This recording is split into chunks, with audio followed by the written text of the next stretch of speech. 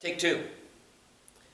As we look at Philippians chapter 1, I think we can see that Paul can be addressing a problem that a trap that we might fall into as a church where we become more of an institution. And as I shared before, it's an institution without understanding, without substance, without direction, without love. And I think that's why in these first verses in this letter, Paul says, "My prayer is that your love may abound more and more." Because he doesn't see the work of the church as something that's static.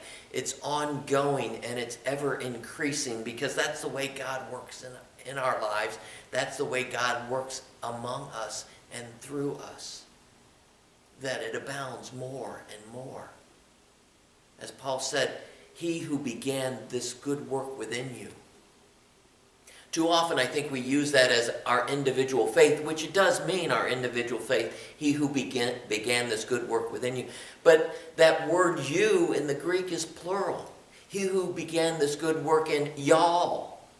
And I think he's talking in the context of the congregation, that this good work that has begun in this congregation, he will bring it to completion on the day of our Lord Jesus Christ. That means it's going to keep growing. It's going to keep abounding. It's going to be more and more until Christ returns, because there are more and more people that have to hear that word of Jesus.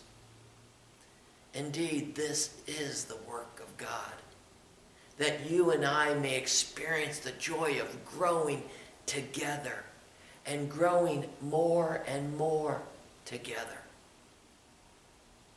And that love will abound in the prayers and in the precious memories that are being created in the work that we do for Jesus. And we will abound more and more with the fresh vitality of the practical interest and insight and involvement that we have in doing that ministry of Jesus, not only among the people that we get to worship with week in and week out, but also in our communities, especially with the people who are feeling hurting and hopeless. Ultimately, we abound more and more because of the indwelling Spirit of Jesus that continues to help us to become His church. And we're always in that state of becoming. We never do arrive. And so we begin as we be that church that the church of Philippi was. That we see that we can overflow our previous limits. There is nothing that can stop us, because it is the strength and power of God that flows out of us.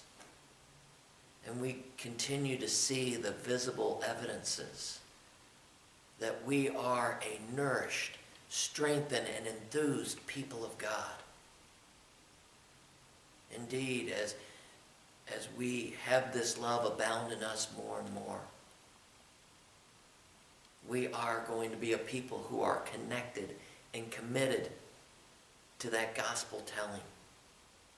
And we're not only going to be participants in that ministry, but we're going to be partners. Partners with one another. But even more importantly, partners with Jesus Christ Himself. Now that's take two.